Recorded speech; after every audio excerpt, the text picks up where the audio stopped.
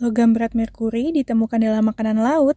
Gimana ya kronologinya sampai bisa menyebabkan seseorang itu keracunan? Pabrik-pabrik menghasilkan barang yang kita butuhkan. Dalam prosesnya, tak jarang mereka menggunakan zat kimia seperti merkuri. Sayangnya, limbah yang mengandung merkuri ini seringkali dibuang langsung ke sungai atau laut. Ini disebut pencemaran limbah industri. Di perairan, merkuri diserap oleh tumbuhan dan hewan laut. Saat ikan kecil dimakan ikan besar, kadar merkuri dalam tubuh mereka makin menumpuk. Ini namanya biomagnifikasi. Kemudian nelayan menangkap ikan dari perairan yang sudah tercemar. Sayangnya, ikan ini membawa merkuri yang menumpuk. Paparan merkuri dari sumber yang tercemar ini meningkatkan resiko serius terhadap kesehatan manusia yang berujung pada keracunan merkuri. Keracunan merkuri organik sering terjadi setelah memakan beberapa makanan laut yang mengandung merkuri. Dalam paparan ringan, senyawa merkuri organik, terutama metil merkuri, tidak menghasilkan gejala berat. Tetapi, paparan tinggi terhadap senyawa merkuri organik menyebabkan gejala gastrointestinal akut seperti mual muntah, sakit perut kolik, nefrotoksisitas, yakni disfungsi pada ginjal, kerusakan sistem saraf seperti gangguan sensorik, mati rasa atau kesemutan di tangan, kaki, atau area di sekitar mulut, hingga kelemahan otot.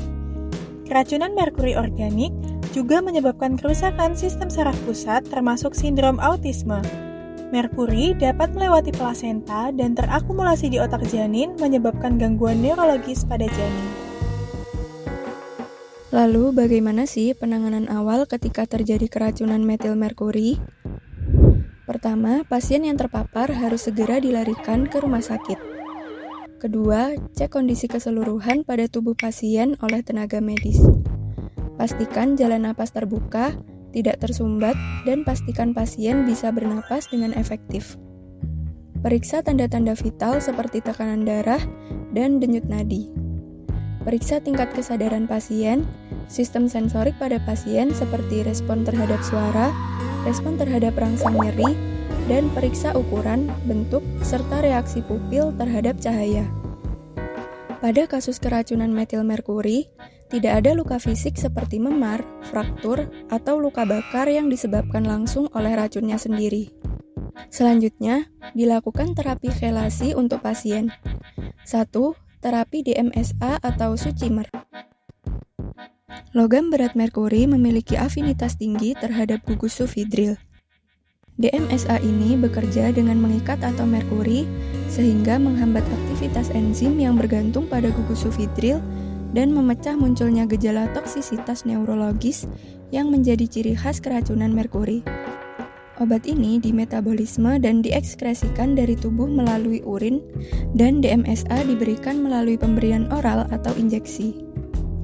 Kekurangan dari terapi DMSA yaitu obat ini bersifat hidrofilik sehingga tidak dapat mengeluarkan merkuri yang sudah terakumulasi di dalam jaringan otak.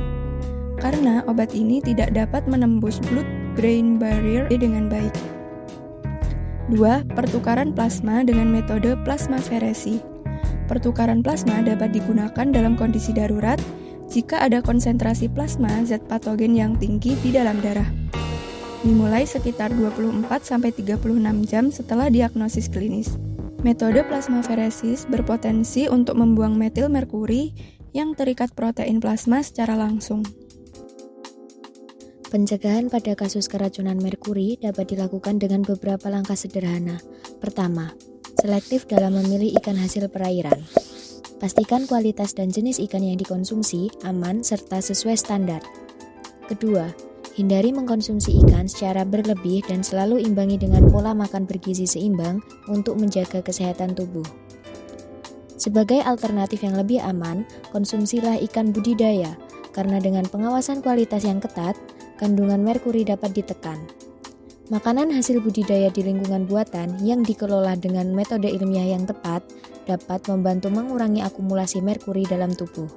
Selain itu, pemeriksaan kesehatan atau medical check-up secara berkala juga penting dilakukan untuk mendeteksi penyakit atau gangguan kesehatan secara dini, sehingga penanganan dapat dilakukan lebih awal. Terakhir, Pahami resiko dan gejala keracunan yang mungkin timbul akibat konsumsi ikan dari perairan yang terkontaminasi, agar masyarakat dapat lebih waspada dan terhindar dari bahaya merkuri.